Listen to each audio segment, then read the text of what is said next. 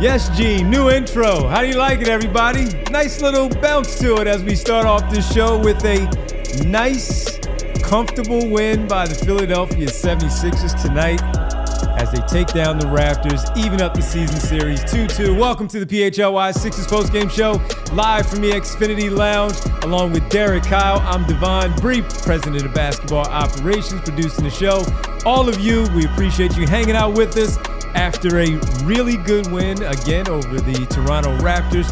Final score, 115-102. At one point, it looked like it was going to be 115-82 over the Raptors, but so it is. Here we are with a 22-16 basketball team.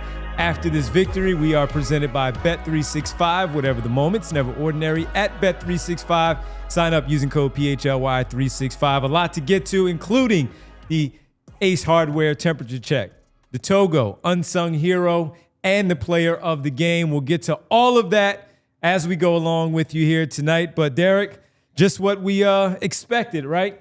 A end-to-end 45 points in the first quarter, 80 in the first half, and a relatively comfortable win for the Sixers tonight over the Toronto Raptors. Yeah, they scored as many points in the first and the second, either one, as they did the entire second half, which we'll forget. That second half didn't exist. Did not. No, if the last 24 hours have taught you anything, it's that basketball is really fun when you make your shots, and it's really not fun when you miss everything that you throw up.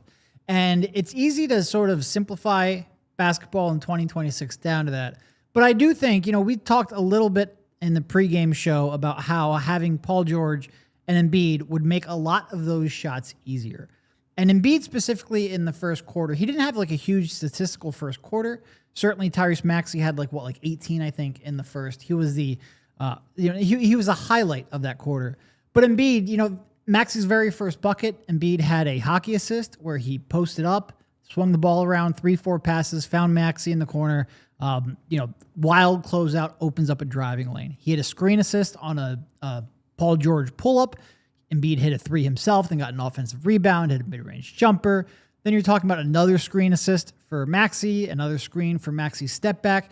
He was... Too many screen assists has already been said too many times on this show. No, but I think he's not Rudy Gobert. Look. I'm not gonna go full Utah Jazz fan. That's what here. I'm saying. Like, come on, let's be serious. I do think he has committed himself to setting better screens this year. I think it's been pretty evident. And I think it was really evident in this game. People just had a lot more space to work with, especially early on. And when you give someone like Tyrese Maxey a lot of space, he tends to make a lot of shots. So I do think this was a game where Embiid, he certainly frustrated a lot of people, myself included, with a lot of the turnovers in the second half. But you could really see and feel the value that he brings, even if he's not necessarily a focal point offensively like he was. Although he's getting pretty darn close, like he was a few years ago. He's still going to create space for everyone on that floor, especially the perimeter players and especially Tyrese Maxey. Well, let's get to the main thing here on the night as we talk about a dominating shooting performance by the Philadelphia 76ers. Shooting for a long time, Kyle, in the 80 percentile, dropped down the high 70s, and they... God forbid. Can you imagine? Oh, goodness shooting gracious. in the high 70s? Yeah, how about that? And then they even the season series, as we talked about the last 2 days, 2-2. The main thing, outstanding shooting from this basketball team right from the start. Yeah, 14 of 17 from the field in the first quarter, 7 of 8 from three, 10 of 10 from the line. And I agree with that. There's a lot of Joel's fingerprints all over that, where the type of defense that Toronto was able to play last night is just not viable. And you could tell Colin Murray-Boyles had a tough time adjusting as the big defending Maxey ball screen actions, because he was forced into, all right, I got to play the cat and mouse game. And there are a few times where he dropped a little too far, and I was like, okay, brother, I'm taking that three. And VJ Edgecombe did the same thing to him. But the first half and their huge lead to me was all about Maxey. I thought Maxey was borderline immaculate tonight, 6 of 9 from three, 10 of 16 from the field. And one of the big storylines that I see developing right now is he's actually handling the ball less. He's initiating the offense less. And what they're doing is they're putting the ball in VJ's hands. They're using him and Joel in the two-man game. Sometimes it's just VJ is the nominal point guard, and he's organizing, and they're running Maxey through mazes of screens.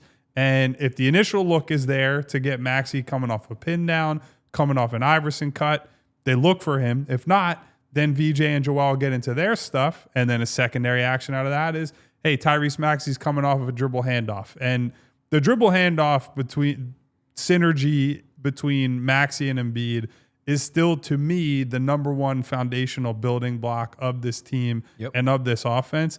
It's the thing that sets their floor. It's the thing that will allow them to reach their highest ceiling. And I think both guys on both sides of it are getting better and better at reading one another, at timing the passes. Joel has done a better job, to me, in recent weeks of waiting a play out, not just like, all right, he's here or he's there, and I'm either making the pass or I'm attacking. Now there are stretches where the initial read isn't there. Joel's looking for it. Somebody overplays it. Then he waits for the back cut or for Maxey to loop back around for another handoff, and he's coming down the baseline side, and he's leading passes to Maxey in traffic as well. There have been times recently where Maxey has rescued some passes that, frankly, Joel was a little too adventurous on.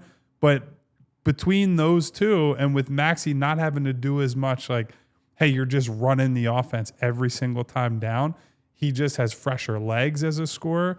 And then when you put him in those actions with Joel, the shots are just so easy. When you get him a runway where he's able to step into a pull-up three, it feels automatic, and it shouldn't be, right? That's a difficult shot, whether it's Steph Curry, Dame Lillard, like these guys who are the most prolific pull-up shooters in the league. They do make it look really easy, but you should not take for granted that Maxey is going full speed, coming around like 2/3 of the court, turns around a handoff from Embiid, and is squaring his shoulders and knocking down like 4 of his first 5 threes and making it just seem like it's a walk in the park. So once again, I could not be more impressed with how he is playing offensively this year. And then the second half, they didn't play well as a team really on either end of the floor, but it also felt like Maxey got the few buckets and trips to the free throw line when they absolutely needed a run stopper to just remind the Raptors, like, yes, we are going to win this game. We might be playing prevent offense, and we took our foot off the gas, and we are playing like a team who feels like they have the victory in hand. But once again, Maxey was the shining star of the game for me. Well, you see it right there as Bree has it up on the screen tonight for Tyrese Maxey. He had a fantastic start, number one, as Kyle pointed out. The opening 12 minutes, 6 for 7 from the floor, 3 for 4 from 3, and made all 3 of his free throws. He had 1 rebound, no assists. So what? Because of the way that he shot the basketball, he had 18 points in that opening quarter. Joel Embiid, not too shabby himself, he had 11 points there in that opening frame to help the Sixers to their 45-28 advantage after 1. But, Kyle, I'm glad you started there. Tyrese Maxey, number 1, he's the player of the game tonight, okay? So we can get that out of the way. We had some debate for a while, early. And then Joel threw his 7th turnover of the game, and I was like, nah. Yeah. And VJ, I don't think, did enough in the second half to warrant consideration there, though he was very good as well. So he finishes the night with the 33. 10 for 16 from the floor. So he got off to that hot start, Derek, and he never let up. He never let that go. Getting off to that hot start, 10 for 16. And the reason why I'm glad, Kyle, you brought it up, because so many times we do these shows, and as we say, are we going to talk about the guy who had an easy 35 to hit his average, and he's going to probably should be a starter in the All-Star game? Because too often where we do take it for granted, because where we had all those questions for these last 2 years in particular, of what level is he going to get up to? Like, what's his best level? Can he be the lead guy? Now, he's at his best when he's next to Joel Embiid, this version that we're seeing again of Joel Embiid. But far too many times, I drive the show most days. My bad for talking about Tyrese Maxey. You're a hater, Devon. At 38-minute mark where we have a focal point of a segment about him. But tonight, for him to do that where he got it started, and then, as you mentioned, Kyle, where things Look, the Sixers dominated this game from front to back. But Toronto made their run where you had to sit there for a second and say, okay, are they going to actually let this up? But he got to the free throw line. He made another tough shot that he had to make on a step back where we were like, that's a bad shot. But he makes that tough step back that he's making these last two games over a highly contested defender right there. And he just does what Tyrese Maxey's done, what we have expected of him all season long through these games, where it's no longer one of these deals where we can take him for granted because of how good he has been. We come to expect this. And again, we talk about him a little bit later than we should. We give him the player of the game. We call him all of that, but we don't discuss it. But it's warranted tonight because the way that he responded, he had 38 last night, and they lost the game. He comes back with another 33, and he looked like he had more of a pep in his step, like he was ticked off that they did lose that game last night to get them going. Yeah. No, I mean, look, he is the diversity and the distance and that shot is almost impossible to guard. And when he has it going like that, and you combine that with the speed at the rim and the touch he has at the rim, it's really impressive. And like, we can sit here and, I give him a lot of credit for his defensive improvement. I give him a lot of credit for his passing improvement. At the end of the day, having a player that is that much of a weapon and that much of a threat whenever he is pretty much crossing half court, it really does bend a defense in ways that makes it easier for everyone else on the team. And I mean, look, he made 6 of 9 from 3. Yeah, a lot of them were open, but he's made so many tough shots. And like Kyle said, shots coming off of screens at full speed or step backs from 30 feet that he just makes look effortless. And it is, it's really incredibly impressive what he's developed into. The early ones that he made, the first one was clean. The next two, I felt like he was leaning in because he was on balance, he was square, but he was leaning because he was going so fast when he got control of the basketball that he was basically ending up right at the top of the circle, inside the three-point line, but right at the top of the free throw line in the circle, where he was just going so quickly that his momentum took him that way. And I was like, he's not going to make that. And then he made it. And then later on, where he makes that one to beat the shot clock, where he gets the defender. Like a step through move? To kind of get by him, and he stepped through, beat the shot clock, and he made it. That was the type of night that it was for them shooting, but that was the type of night it was for him and the shooting display that he put on. And look, when we were talking about it jokingly because of the bet that I placed last night for our pregame picks of he's going to make 4 threes tonight, he ended up with 38 and only made 2 threes yesterday. And he ends up with 33, and he's on fire from behind the three-point line. But with all the questions that were there coming out of Kentucky, the things that we had in his first 2 years of can this guy shoot the basketball, Kyle's just miraculous the way that he has turned out to be one of the elite shooters in the NBA today, where a defender is scared to to leave him, whether deciding how to go around a screen. I can't go under a screen. How close can I play up? Because then the speed is there. He is a ridiculous shooter at this stage, 6 years into his career. And I think just from an approach and mentality perspective, one, you see him come out and play like he did tonight. A lot of that is he's the guy amongst the stars who has to wear, like, we lost last night. Not that he let them down, right? Like, he was the guy who delivered results down the stretch, and then they doubled him all throughout overtime, so he didn't really have a chance to impact the game. But you know how Maxey is. Like, the thing he cares about first, second, third, fourth, fifth is winning the game. So he came in tonight clearly with a chip on his shoulder, wanting to prove something. And also, like you point out, like, if you would have told me he was going to go 6 of 9 from 3, I could have guessed he might have scored like 45 points, but it was very much like a do what is required game. And it was a very different sort of game yesterday. But again, it was a do what is required game where, all right, they're playing you a certain way.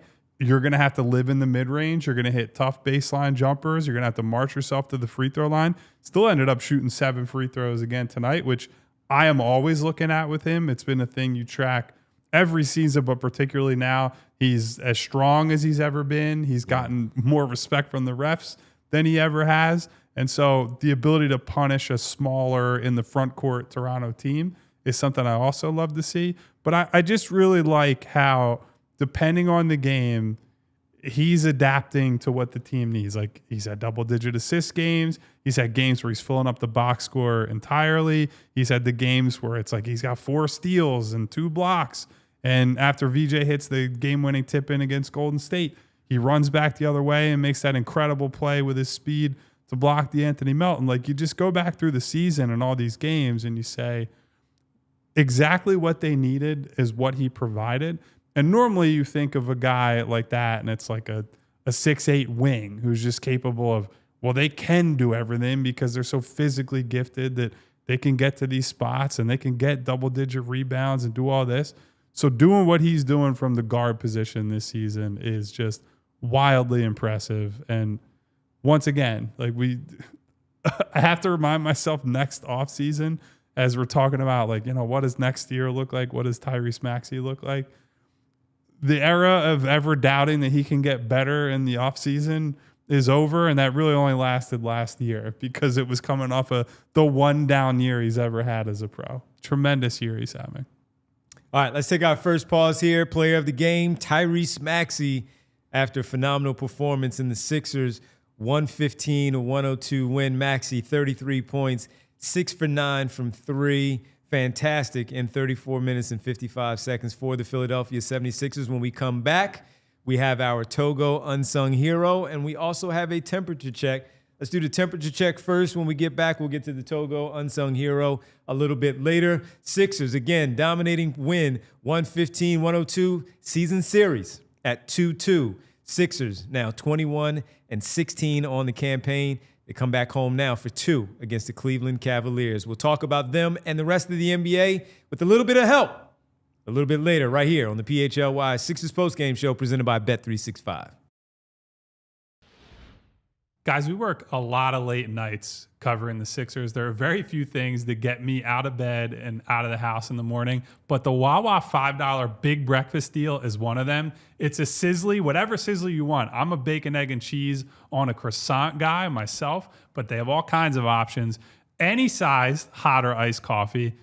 I need a big coffee in the morning. And a hash brown. That's the whole thing, all for just $5. It's a go-to for me when I need something to fill me up in the morning, get me going. Also, tastes delicious. And if you want to switch it up and make it sweet, you can use their new caramel chocolate craze flavors too. I'm a caramel guy myself. I don't know, maybe Bree, maybe Devon are more on the chocolate kick. There's something there for everybody. And most importantly, it's $5. You're in and out. The deal's only in the mornings, 5 to 11 a.m. It's a nice window. You're up early. You're heading to work. You guys know it. Gotta have a Wawa. And guys, next up, we want to tell you about Xfinity and their 5-year price guarantee. What if you could have reliable and intelligent Wi-Fi? And what if you could keep it at the same price for 5 years? That's the Xfinity 5-year price guarantee. Imagine Wi-Fi that makes everything in your home work together, that finds and fixes problems before you even notice them, like super intelligent Wi-Fi with a sixth sense. And that lets you stream the game even when the whole family's online. All your devices working in perfect harmony for 5 whole years. And here's the best part. No annual contracts, no hidden fees, and Xfinity's best equipment included. Take it from me, a lot can change in 5 years. Championships are won, records are broken, dreams grow bigger. But your Wi-Fi, it should stay reliable, and the price should stay put.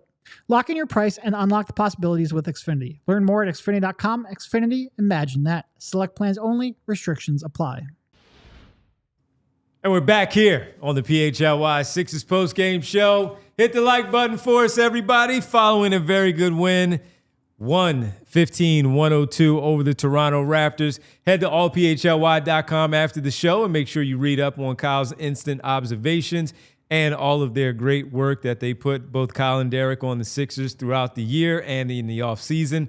Birds, season done. A lot of content there from EJ, Fran, and Bo and Les Bowen. Make sure you go to allphly.com to read all of the stuff there. Charlie on the Flyers. They also played tonight. And with the Phillies. Probably should just forget that game. I know, but I saw the score. Go read Charlie, though. Of course. Charlie's the best. With all the Bo Bichette conversation, you got to go check out Jim Salisbury, see what he says there at allphly.com. Please go check it out. And again, hit that like button for us right here on the show. Let's get to, everybody, the Ace Hardware temperature check. I mean, look, it's only heating up on a night like tonight, right? With the Ace Hardware temperature check, visit Ace Hardware Home Services online at acehardwarehomeservices.com to get started on your next project. 17 points last night for VJ Edgecombe, but he only ended up tonight, Kyle, with 15. But his fingerprints were much louder, all over it with the 5 for 6 that he made from 3. All 5 of his shots tonight were from 3 for his 15. And he had 8 assists. He had a steal. But it's just one of those weird things where as you watch the game, as you pointed out, they were very loud, very loud.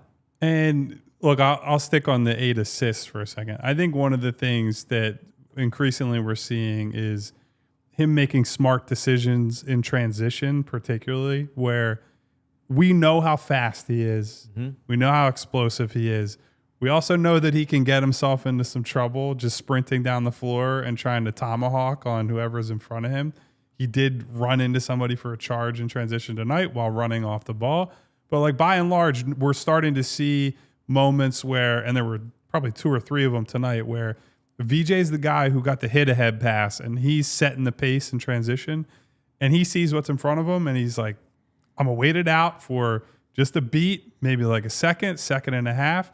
He's keeping his head up, and then he finds Kelly Oubre right in the laces in the shooting pocket, fires, transition 3, and he's doing a better job of managing those situations. He's doing a better job of managing the pick and roll, pick and pop stuff with Joel, where Joel didn't shoot particularly well from 3 tonight, but he's getting a lot of wide open looks where the defense is sending 2 at VJ going downhill, and then it's just a quick right back to him. It's the old Jimmy Butler style ball screen action that they used to run.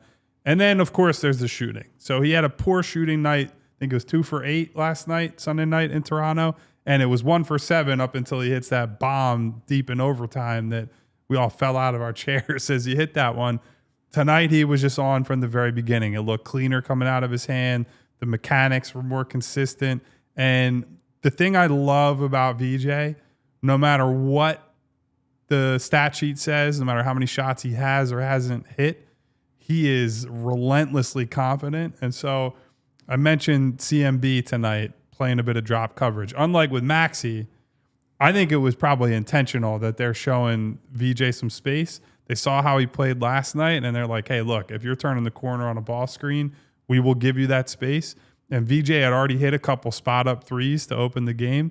They showed him space, turning the corner, and he just pulls up and bang, hits one. Pulls up for another one, bang, hits one.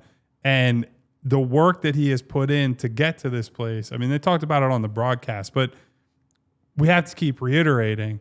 It's wild to see, not just compared to last season at Baylor, the progress since summer league and preseason, where the types of shots he's willing to take and that he's able to make, they're just growing and growing and growing as we get deeper into the season.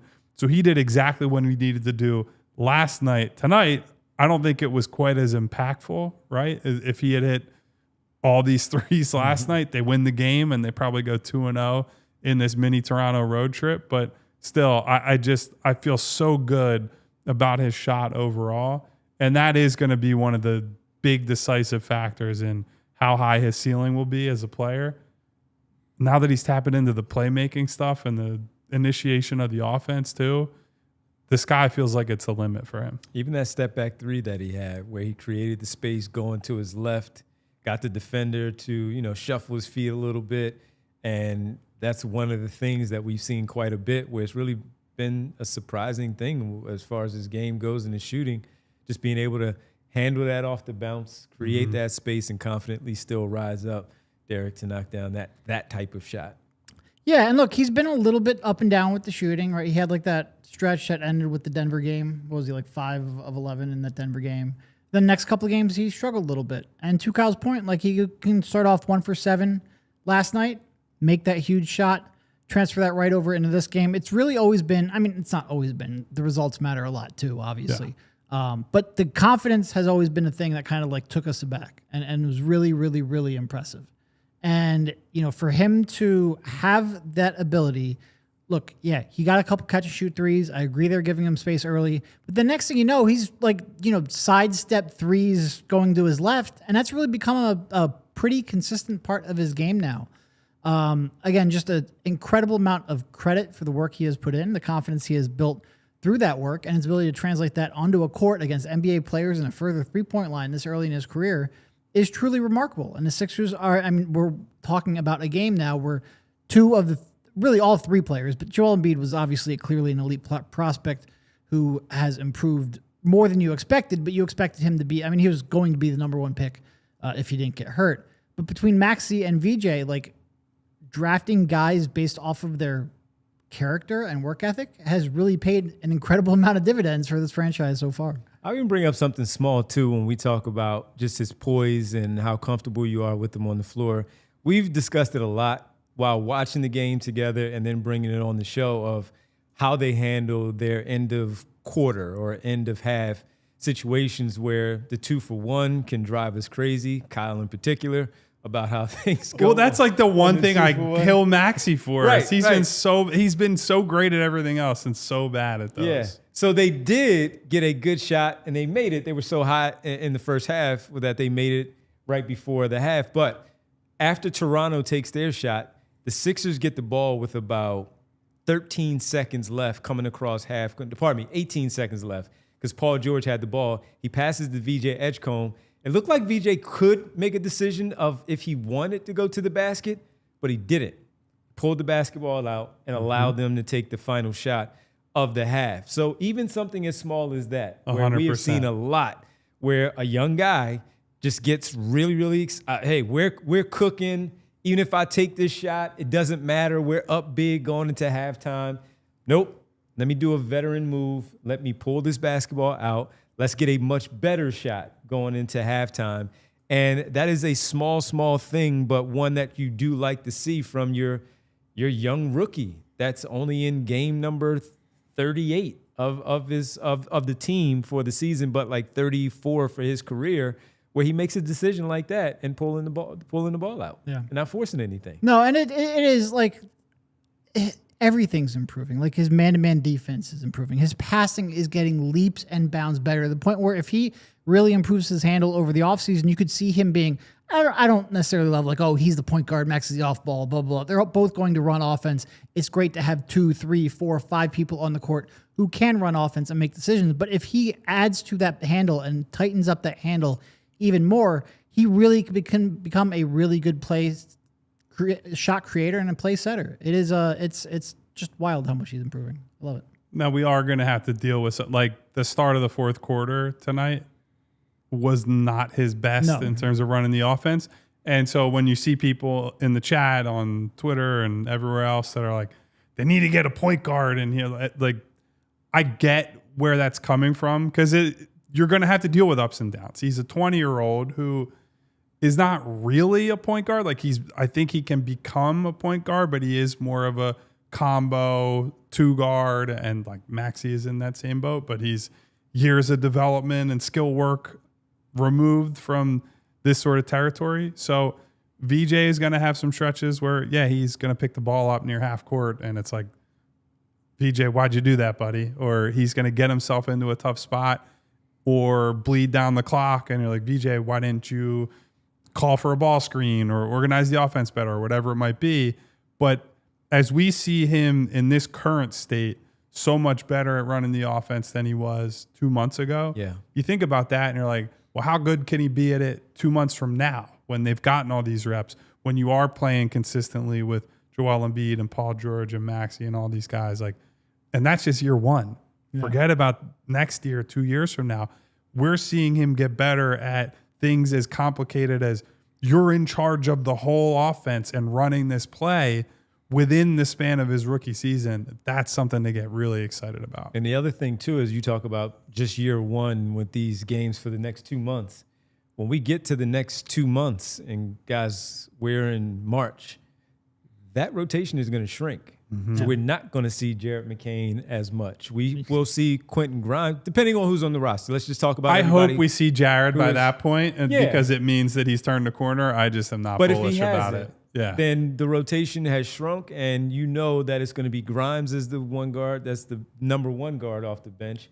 And then you're looking at anywhere from Barlow, and if Oubre's back in the starting lineup, maybe some minutes here and there from Watford as well. But there's going to be a lot of responsibility on him. And then you're talking about a playoff push as far as the seeding that we're discussing.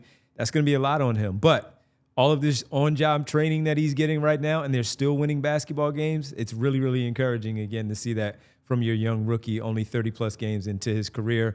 VJ Edgecombe, heating up. He's our Ace Hardware player that is heated up with our temperature check. Visit acehardwarehomeservices.com to get started on your next project. All right, when we come back, we are going to get to our Togo unsung hero, and we got to talk about the big fella. Despite those turnovers, Kyle talked about him in the open. He was still pretty darn good. Derek mentioned it as well. We have to get some extended time to talk about the big fella right here. After their win, 115-112, we get back. Unsung hero and Joel Embiid right here on the PHLY Sixers postgame show presented by Bet365. Time to tell you about our presenting sponsor, Bet365. Whatever the moment's never ordinary at Bet365. Over 90 million users worldwide, 780 live events each year, and you get early payouts in the NBA and the NHL. Where else are you getting that? Nowhere but Bet365. And you can always find great super profit boosts, regular profit boosts as well. It's a great place to place your wagers on the games that you love. Also, for new customers and new customers only, guess what? You get $200 in bonus bets when you sign up. That's right, win or lose. You're also getting that nowhere else but Bet365. All you have to do is sign up using the code PHLY365, deposit $10, place a bet for $5, and you get $200 in bonus bets credit to your account. Bonus bets can be used on spreads, totals, player props, futures, and more. Whatever the moment, it's never ordinary at Bet365. Must be 21 plus and physically located in Pennsylvania. If you or someone you know has a gambling problem and wants help, call 1-800-GAMBLER. All right, everybody, the new year is here and you're setting those resolutions. Remember when you wanted to start that business when you were younger and you said, I don't know when I'm going to do it. I know you've been doing your research, though. And the great place for you to go is Shopify. That's right. What kind of dreams did you have when you were a kid? Is it something that is obtainable in the 2026 calendar year and you want to get started and you need somebody to help you out? Shopify is a place for you to go. You might as well do it now. Shopify is the e-commerce platform behind millions of businesses around the world and 10% of all e-commerce in the U.S. Shopify even powers the PHLY merch store here at the PHLY network. So if you've ordered from us, you see how easy it is. It's great. Go do it. Turn your business idea into cha-ching. That's right. With Shopify on your side, sign up for your $1 per month trial and start selling at shopify.com/allcity. That's shopify.com/allcity. Cha-ching. After yesterday, nice to have a comfortable win here Cha-ching, from the Sixers. Devon. Yes, cha-ching. Get that money. Put it in your pocket. Save it. Welcome back to the PHLY Sixers. You're sweating it for a minute, though. Post-game show. Yes, I Gambling was. Givens hit, but boy, we were worried. I mean, it would have been cool. Thankfully, they were bad enough in the third quarter that So if you did place that bet, we got it right there in the with our pregame bet with, what do we have? Tyrese Maxey, 3+ points, Joel Embiid, 20+, and we hit that pretty early. Tyrese got that in the first quarter with his 3 threes, and Joel was already at 11 after the first quarter, so we're like, oh, this But is, he was sitting on that this is 19. easy. They're up 28. He subs out, and Derek and I are on Devon's case, like, oh, he's not coming back in. luckily they Thankfully stunk. for Devon, he did come back in, but it's because the team was Exactly. kind of stinking it up. Exactly. But he was back in there. Let's talk about Joel Embiid, because Derek, despite all of that, 9 for 17, 27 points, 8 for 8 from the free throw line. He was 1 for 6 from 3.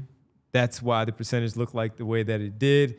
4 assists, 2 steals, and you could clearly see the difference in the game last night with Bona and Drummond out there in the Yes. paint versus Joel Embiid being out there. So as we talked about before we get started and hear from Derek and Kyle, Bree, let's play this one because this goes hand in hand with VJ Edgecombe's growth as a ball handler, and also where people are like, oh, is Joel Embiid really back? This one got some reaction. Because we've seen this quite a bit, but we haven't seen it like that, where the finish happens with Joel Embiid flushing it the way that he did without it. He knew exactly what he was doing on the catch.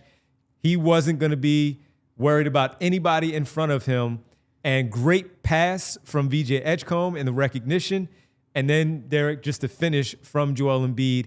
We keep seeing it game to game to game where he's just improving, where we're seeing the old movement from him, especially on a play like that. No, and like this is sort of why I started, like when you asked my major takeaway, you kind of called me out, not by name. You were polite enough not to bring up my name. But you're like, I'm glad Kyle brought up Tyrese because we never talk about Tyrese in the first block when I just talked about Joel. Are we having beef on the podcast? No. Right now? I didn't even mean it like that. But okay. It's okay. I picked up on it. That's fine. That's I apologize. fine. But suddenly I'm Switzerland over here, which is the first time that's ever happened. But the reason my head goes to Joel Embiid after a game like this, and Kyle brought this up the other day, like you're annoyed with him with the turnovers and you go like, oh my God, I'm annoyed with him with the turnovers, not about how he's moving, not about how he's attacking. And we talked so much about Tyrese and his skill set and the way it fits next to Joel Embiid. And after that Knicks series, so much was like, oh man, their skill sets fit perfectly. Joel creates space for Tyrese. Tyrese can bomb from 30 feet. He can use that advantage he gets off of a screen to get all the way to the cup. They both make each other's lives easier. And I then spent a year and a half going like, oh my God, did they finally get the perfect fit for Joel when he's cooked? And for so much of, last year, first couple months of this year, I truly didn't know what Joel Embiid would be capable of. I didn't know he would be capable of having games like this, of doing dunks like this. And when you see that and you see how those two can play alongside of each other, first of all, it's just a reminder of like how good they can be and how good their skill sets fit alongside of each other. And it's impossible for me not to get a little bit encouraged and optimistic about what they could be in the future. And I truthfully, a month ago, didn't know if I would ever be encouraged about that pairing again in the future. And this was just, it's certainly not the only game. They've been playing really good basketball for 3 weeks together now. But it was a really big reminder of like, oh man, if Joel Embiid's actually back, and at this point, it's hard to say that he's not capable of being an elite player. We don't know if he's capable of staying on the court, but he's clearly capable of being an elite player. And the next 2-3 years have completely changed in my mind. Yeah, so there were two different ideas for me coming into the season. One was, as fans or just as people who pay attention to the team, you couldn't have your whole enjoyment of the season and this team be reliant on Joel, and you had to push him away a little bit to just say, look, they got Maxey, they got VJ, they got McCain, they have these young guys, and that in itself can be fun regardless of what happens with Joel. But there is a second parallel idea, which is the ceiling of this team rests in his hands, because you guys have seen it. There are moments where Dembona is not even just passable, but plays well, is able to protect the rim, runs the floor, does his things. Andre Drummond can be an impactful rebounder, has had some insane shooting games that we never would have expected. But when push comes to shove, if you had to play those guys for 48 minutes of a playoff game, you just don't really have a chance against good teams unless everybody goes crazy, shooting the ball, scoring the ball, and like, look, maybe Maxey and VJ and Paul George can do that. But Joel Embiid at not full strength, but whatever full strength is for him now, past these injuries, past the surgeries, this deep into his career, can make this team dramatically better. He changes this team quite a bit. And again, I keep hammering this. The way that Toronto could play defense against Tyrese Maxey was altered by Joel doing nothing except being on the floor. The second you make a decision to send extra help at Tyrese, that causes a chain reaction that Joel's going to have somebody guarding him that has not a prayer in the world to guard him. So then you get him the ball. Okay, two guys have to converge on him. And that means Joel's probably either going to draw a foul on a rip through, or he's going to pass the ball to an open teammate, or he might just shoot over the defense because they're not big enough. And there just isn't a guy at that position on this team or that is acquirable in the league who can do that for you. And then there's the screen setting. And then there's the increased fluidity and mobility on defense. Like, I think the effort play to play is also much better lately as he's been feeling better. It's not to say he's been perfect. There are moments where it's like, yeah, he's saving himself a little bit. But when he's playing the passing lanes and getting steals, when he's blocking guys at the rim and making repeated contests at the rim, I think you just see a version of Joel Embiid that feels good, that is playing well, and frankly, just like trust this group around him. The turnovers were an issue tonight, but we were talking about it during the game, Devon. I think a lot of those were like, he's just kind of screwing around out there. He clearly knew. He's like, Colin Murray-Boyle is like 6 inches shorter than I am. And the double is like one of the plays where he didn't turn the ball over. He's fumbling the ball with his handle while he's like pretty lazily backing CMB down. Brandon Ingram then tries to reach in, and in one motion, Joel recovers the ball and makes sure he highlights the contact, and he draws the foul on Brandon Ingram. Like, so I don't want to get too worked up about the turnovers. He still had a pretty damn good game tonight, but more importantly, I just think physically he's like 4 levels above wherever he was at to start the year, or compared to last season when he could barely move out there. I just checked during the game, so this doesn't include tonight, but since December 1st, when Maxey and Embiid are on the floor, they're outscoring teams by 10 points per 100. That's like really damn good. Teams. Really damn good. So the other important part of it all, as we all just marvel at what he's doing, he plays the first 4 or 5 games to start the season.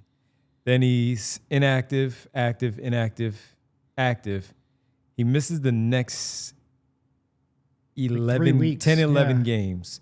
And then he's back, inactive, plays 3, inactive for 2, comes back for 2, inactive.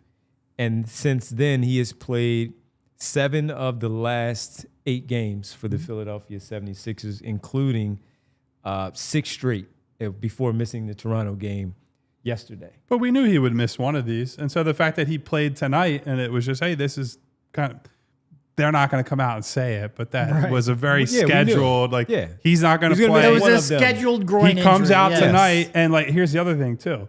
Him and Paul were off last night. Those guys came back after their teammates played. Paul didn't play well, like 1 for 6 from 3, whatever, and we can kind of shelve that. But they came back and they won this game comfortably. So essentially they did what they needed to do. All right, you're not going to play in the front half. We need you to come in second half, impact winning, get this win, go home, and let's get a couple wins back at home, hopefully. To see him play 7 of 8 games and then doing so with minutes that go as high as 40 minutes, and that's an overtime loss, but he's played 38, 35, 33, 40, 25, and 31, where we're no longer talking again about the minute restrictions for him, nor are we talking how many consecutive games can he play, because he played 7 of the last 8, 6 in a row for this basketball team. So, as Gene says, he's back, and all. It is really starting to look like that Joel Embiid that we know is back for the Philadelphia 76ers. Another really good game from Joel Embiid tonight, finishing with the 27, and also 8 rebounds, 4 assists. He's rebounding, and it helps that there were not a lot of tall guys out there on the other side, but they are relentless of getting to the ball, and he made sure he grabbed 8 of those there tonight. So Joel Embiid back for the Philadelphia 76ers. All right, let's take our final pause here on the show. When we come back, the Togo, unsung hero. We always ask you in the chat, who is the unsung hero of tonight? You tell us. We'll tell you when we get back here on the PHLY Sixers postgame show presented by Bet365. All right, folks, it's gotten a little cold outside and those joints are tightened up. The back is aching a little bit, and you don't want pain or injury disrupting your routine. Getting the right care shouldn't be a hassle either. Rothman Orthopedics, they make it easy with convenient office locations throughout the region, plus walk-in and urgent care centers when you need help fast. And I got to tell you, proud to tell you that Rothman proudly serves the communities across Pennsylvania, New Jersey, and Florida with 30-plus convenient offices, urgent cares, and walk-in centers as well. Whether it's a new injury or something that's been bothering you for a while, expert orthopedic care is right around the corner. Schedule your appointment today at rothmanortho.com/PHLY. Don't let all of your joints freeze up on you. Get it checked out so you're not experiencing any pain and you can get helped out at Rothman Orthopedics. Your mobility, you got to get it right. Our mission. Guys, we all know the feeling. You walk into a jewelry store, you're trying to pick something out for that special someone in your life, but you're in over your head. You're like, what's the difference between all these diamonds? What if they don't like what I think is going to look good on them? It can be a really stressful experience unless you're working with Joe and Michelle at Bucci's Jewelry and Design, which has been such a game changer for me. They make the whole process seamless. From the minute that you walk in, they treat you like family, and there's no pressure, no pushy sales vibe. They just want to listen to you. They want to help you figure out what it is, your partner, your mom, your girlfriend, whoever, your dog, even whoever you want to get beautiful jewelry for, they're going to help you figure out what it is they'll love, and then they're going to design it there custom for you in-house. They've been in the game for 30 plus years, voted Philly's #1 jeweler year after year. Over 1,000 5-star reviews, speaks for itself. Check them out today at BucciJewelers.com and tell them the guys at PHLY sent you. Back here on the PHLY Sixers post-game show. Sixers now on the season 22-16. Time for the Togo unsung hero of the night after this win. Not a lot to complain about. Of course, Gene says the unsung hero, the rims in the first half of this basketball game. But the Togo unsung hero, once again, presented by Togo, the leader in operations outsourcing, in 1 minute and 57 seconds. Bree, let's let everybody see who our unsung hero is with his 1 minute and 57 seconds of playtime tonight. As he returns to... A lot of jokes to be made on that one. As he returns to Toronto for the final time of his career in year number 20 after 9 seasons with the Toronto Raptors, and affectionately called Mr. Raptor, Kyle Lowry, getting the standing ovation, guys. And it's a very, very cool moment for Kyle. And this is why I didn't want to, like, if they had him check in the second quarter or whatever, like during a part of the game that was closely contested and more meaningful, I just don't think you would have gotten the build up and the pageant. And like part of why this worked is because it did happen deep into this game that they were winning comfortably. And so the final 2 minutes could just be, we're drawing up plays for Kyle Lowry on the Sixers side. I know he missed all his shots, but I'm glad they were able to get him into the game. I'm glad that the Toronto crowd really showed up for him because, frankly, a lot of them could have just hit the road and said, I'm done with this game. So really nice response from the locals in Toronto tonight, and well-deserved for Kyle. I mean, he had an incredible career in Toronto. And I was going to say the backup unsung hero should be the Toronto fans, which I saw Lost Sleep TV mention in the chat as well. They, I think, really made that moment. It would have been a good moment regardless, but them chanting for him minutes before he came in and the build-up that led to it made that a pretty special moment for Kyle, I would bet. I was kind of one. Nurse pushed that real far. Yeah. I was like, is he not going to put him in the game? Like, I get it. There's a fine line in other arenas where some people have been like, we want Kyle, when it's Sixers fans in like Brooklyn or whatever, or even back home. But this is a different situation. You don't want to treat him like a mascot. And in other arenas, I would get why he'd be too prideful to say like, no, I don't want to come in this game. But this one was special, and I'm glad for everybody that this got to happen. Wish you would have made one of those threes, man. The roof would have blown off exactly, that place. Exactly. So our Togo unsung hero, Kyle Lowry, for that one. But Kyle, we wanted to talk about one more because there were some people who nominated this guy too. Yes. And that's Jabari Walker. I just continues to do it. We keep looking down at the box score afterward, and it's like, well, he didn't do a whole heck of a lot, at least in terms of what the stats say. But every time this guy is on the floor lately, it just feels like good things happen. So even when he's not getting the rebound, his energy and his activity, his physicality around the basket are drawing people to him. Maybe the ball gets knocked out of bounds. It's an extra possession. They won a challenge tonight where he goes up, he tries to get an offensive rebound, gets fouled, and so he got free throws after the successful challenge and hits a 3 tonight as well. So that was after, 0 for 4 on Sunday night, I believe. If he could hit shots consistently, I mean, the path for him to get minutes is wide open because Barlow, for everything he has done well, is just someone teams are going to ignore entirely. And Jabari also shares the ability with Barlow to put it on the deck a little bit. There are some moments where you're like, maybe a little less on the deck, maybe like 1 or 2 dribbles, and then either you're shooting it, coming to a jump stop, or passing it. But I like the energy, I like the activity, and I think in a game like this where there are long lulls in the second half, I could have used more of him where at the very least he's coming in and playing with some fire off the bench. Yeah. No, and he did make 1 corner 3 here, and that's obviously going to be huge for him. Look, he fights like heck on the glass, even though what do you end up with, like 2 rebounds? 1. That's what I'm saying. It's always like feels like 4 or 5. he had 10. And it's always just like he has 1 or 2. But he's getting a body on somebody. He's getting his hands in there, poking balls free. He's always fighting, and he's always, I would bet if you look at the on-off, he's helping you on the glass, even if his numbers himself aren't there. He's stepping in front to take charges. He really is like the definition of an unsung hero. You always like Kyle says, it feels like he's had 10. Derek thinks he had 2, but it felt like 5. On a team where these guys are tough, he's tough. Yeah. And the toughness shows in those 5-minute runs that he gets out there on the floor. He's going to make the most of every minute that he's out there.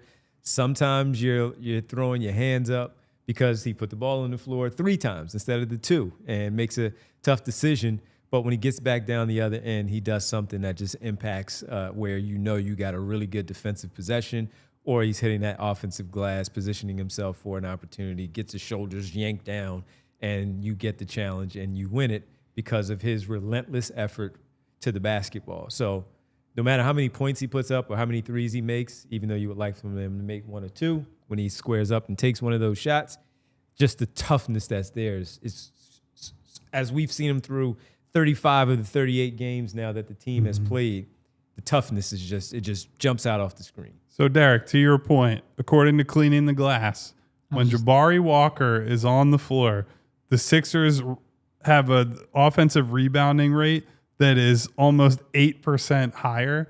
That's 83.7%, which is absurd. It's 96th percentile for all NBA players just by having Jabari Walker on the floor. And again, that doesn't mean Jabari Walker is a 96th percentile offensive rebounder, but it does show that what he does to mix it up and play with physicality is helping them on the offensive glass. Now, not as pronounced on the defensive end where it's more neutral, but they are slightly better with him there. So overall, helping them out as a rebounder. And I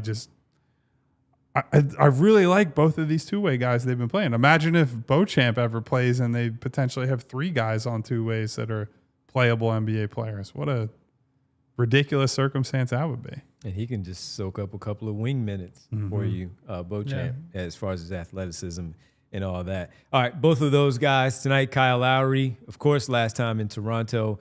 And then when you look at Jabari Walker, you don't want to ignore him.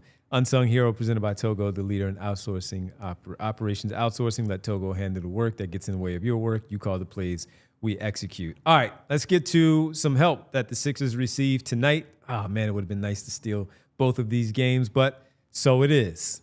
Exactly how it was supposed to play out. They split them. They're 2-2 on the season. They are back to a half game behind the Toronto Raptors in the Eastern Conference standings, where the Raptors are 24-17, Sixers 22-16, half game back, 2-2 even. We'll see how that ends up at the end of the year. But, Kyle, tonight, the Boston Celtics played. They lose by 2 in Indiana, 98-96. And then the team that the Sixers, Derek, are hosting on Wednesday and Friday for the 2-game series against the Cleveland Cavaliers, they dropped one tonight to the Utah Jazz, 123-112 at home. So the Sixers currently nightmare season for Cleveland. Are one game up on the Orlando Magic, who are currently 6. They're a game and a half up, Kyle, on the Cleveland Cavaliers, similar to the Sixers going into the series against the Raptors. And with the Boston Celtics, the Sixers are currently now a game and a half back of the Celtics. So let's start with the Cleveland Cavaliers. That's the most important right in front of you. These next 2 games, they have an opportunity similar to Toronto at home, handling your business by taking both, getting some separation there between the 2 teams. And we saw this coming this way, but we didn't expect them to lose to the Utah Jazz tonight. And good opportunity here. Yeah, and the thing that's weird with Cleveland this year is, at least right now, losing to Utah, they have most of their main guys available. Like Max Strus has been out for quite a while, but if you have Garland, Mitchell, and Mobley, Mitchell Garland, and Mobley, Allen, you should be winning games. And you should especially be winning games against a team like Utah, where, look, credit to Keontae George and Markkanen, who Keontae in particular is having a crazy breakthrough year this year.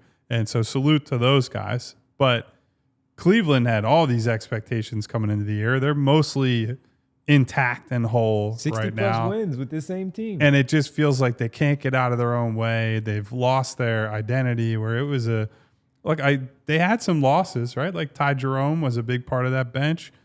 Karis LeVert was a big part of that for stretch there. I don't know. I'll be honest. I haven't watched them closely enough to say like this is what ails them. But I do know there have been questions for a long time about, is a team where you're built around 2 bigs and 2 guards, where I think in both those situations, people are wondering, like, would you rather allocate resources differently on the wing, like take this guard and trade it for this guy, take this big, trade it for this guy, however you want to rearrange it. They've been tied in some tenuous trade rumors the last couple of years. So strike while the iron's hot. Like, I know it's hard to win these back-to-back series where you play a team twice in a row in the regular season. We just saw it happen tonight, where a close game in the first one, blowout in the second one. I want to see the Sixers do it. I want to see them beat Cleveland 2 out of 2 this week. Yeah, and it's really like their fall off has mostly been on the defensive side of the floor. Like they were a top 5 defense for like 3 or 4 years running. They are middle of the pack so far this year. Some of that's probably a little bit of luck. I think they are last in the league in opponent 3-point shooting percentage.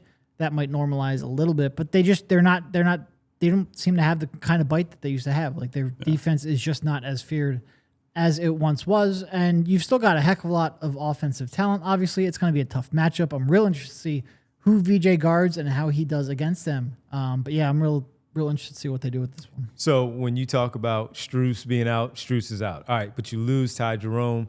Had a big season last year, got a big contract with Memphis. They bring in Lonzo Ball, though, and you think that that's going to, oh, man, they're really going to soup things up with this basketball team. And that hasn't worked. I look at the injury report. He's not on there tonight, but there's a DMP CD next to his name tonight where he doesn't even play. With Karis LeVert leaving, I know my pick was DeAndre Hunter as the 6th man of the year. He played 18 minutes tonight and only scored 2 points on 1 for 5 shooting. And he's had a real rough time shooting the basketball this year. So, Sam Merrill is still Sam Merrill. He'll hit 7 threes. He'll hit 5. He'll hit 3. Sometimes he'll hit 2 and have a tough shooting night. But he's a threat with that basketball team. Really surprised that they are where they are right now, 22-19 on the season. But to the guys' points, this has been talked about for a while of, do you have to separate the front court or separate the guards and bring in a wing that's a little bit more established to help balance things out? And for this season, I mean, they won 60 again plus games last season. They were number 1 seed, but in the playoffs, you don't have to worry about them. They're a regular season team. It's the regular season, and they're not living up to what we expect from the Cleveland Cavaliers. Quick overtime, everybody. Make sure tomorrow on television, 3 p.m. right here on the PHLY Sixers podcast, where we are on a non-game day, and we get to sit with you at 3 o'clock to talk about something Sixers related, of course, and basketball related here on the PHLY Sixers podcast. Head on over to allphly.com for the remainder of this show and roll call as well. You know what the craziest part about all this with Cleveland is? Mitchell's having an incredible year. He's basically putting up 35 and 5 shooting 38.5% from three on 10 threes a game. That's at that volume, that efficiency is bonkers. And those numbers are crazy. And they're just hopelessly mediocre. Yeah. Yep. Interesting stuff there. Big series coming up for the Sixers and the Cavs. Remember, Wednesday and Friday in South Philadelphia. Huge here. And after this, for the rest of the month, everybody, after this 3-game road trip, only one road game for the Sixers the rest of the way in January. So I'm not going to be seeing Devon in person that much these next couple we'll weeks. See you guys for a I while. hope you're well rested, Rich. There's a real good opportunity for the Sixers to rack up some home wins and some really good wins to start to build up some of those W's there in the win column. Some super chats that we have. Davon, a.k.a. Schoolboy Beats, and talking about the player of the game, Tyrese Maxey. That boy is in rare form tonight, balling. That's Tyrese right. Maxey. Uh-oh. It's Skunk Riley time. It's time. The king of the haiku, Skunk Riley says, this haiku is titled Peace on Earth. That's more like it, boys. A reason for hope and peace. Fire Sirianni. And then adds an additional note after the end of the haiku. Derek, don't ever question my adherence to proper haiku format. This is my art. Kyle, do me a favor. Go through Fire Sirianni again. Fire Sirianni. Uh-oh, Skunk. Don't call me out when you're wrong, buddy. Wow, that's 6. You're in trouble, buddy. You're going to haiku jail. Trying to call out professional writers. Like, come on now, man. Shit. Well, on that note, thank you, Skunk, for the super chat and the continued haikus being contributed to the show. We appreciate it as always. Guys, really good win tonight. Yeah. Bouncing back in the in spite of the revenge 35-point second. Yeah. Hey, that 80 points in the first half, that'll give you a little bit of a cushion when you have an 80-51 lead at the break, as the Sixers did tonight. 115-102, the final score. And they're a half game back now of the Toronto Raptors for the 4 seed in the Eastern Conference with a ton of home games remaining for the rest of the month. Let's see if they can handle their business, starting with the Cleveland Cavaliers beginning on Wednesday, and some winnable games, some tough games, but again, winnable at home as far as you getting comfortable back in South Philadelphia. And that is the final 10 games of this month. 9 of those 10 are in Philadelphia. At the Xfinity Mobile Arena. Another note on the Raptors, since we're talking about them standings-wise, they are set for a pretty big West Coast road trip to close out January. They're going to the Lakers, Warriors, Kings, Blazers, and end with the Thunder. Then they go home to play New York, and then they go to Orlando on the road. So plenty of at least solid teams in that group, and you're on the road for quite a while. So we'll see where they end up. With the Sixers at home for this stretch, hopefully you can at least pull in front of them, if not, get in range of Boston. That one road game is the Charlotte Hornets, who are a tough out. Yeah. A tough out in Charlotte, especially. Beat the heck out of Utah a couple days ago. Yeah, they Was did. that like 55? Con Knipple, baby. We always believed in him, and I'm not even saying we that did. as a Yeah, joke. no. We definitely did. So all the people who were very angry that we thought the guy who was good at basketball would continue to be good at basketball, those people are sick right now. 2 back-to-backs, by the way, in these final 10 games of the month. All right, let's get to it. By the way, tomorrow, 3 o'clock, right here on the PHLY Sixers podcast. It's time for the world famous. It's the roll call. Thank you, everybody, as usual, for being here. On the way out, if you could do me a favor, I know Devon already asked for it. I'm going to ask you again. Please hit the like button, hit the thumbs up, because it makes me feel very happy inside. It's also a reflection on these two, but most importantly, it's a thank you to Bree, and it helps out the channel more than you could possibly know. We got a ton of you in here. Hit the thumbs up. Help out the channel. Help us, and help us help you. As we get bigger and better, we do bigger and better things with you and for you. So please help us out. On the way out, I just want to say thank you to a few people. This isn't everybody, but it's everybody I could write down while also talking for an hour with 2 of my friends here on the stage. Thank you to Coleman Potts, AJ World, Speaking of AJ, is AJ Brown back next year? Yay or nay? I think he's back. Is getting a new offensive coordinator enough to placate him? I don't know enough about the inner machinations of the Eagles to know, but I think he's back. I hope he's back because he's great, but I hope that they figure out whatever the problem is so that it's less of the receivers, man. I don't can't want live him, with them, can't live without I don't them. want him on the other side. Exactly. Thank you to Benjamin. Thank you to You Better Love Somebody. Love somebody. Andrew Sharp, but not the Andrew Sharp that we know. So this guy's a Sixers fan and not a Wizards fan. Thank you to the other Andrew Sharp, who I haven't seen in person in quite a while. What up, Sharp? Thank you to Skunk Riley with the super chat. Thank you to Schoolboy with the super chat tonight. Mellow 3-point. Mellow, Jazz my man. Graham. Something Sharp. We got a lot of Sharps in here. What's going on tonight? Kyle Wright. C. David. Miko. Effin. Suave. Hey, Aaron in the building. You done messed up. Aaron. SB Cole. Super Jamal.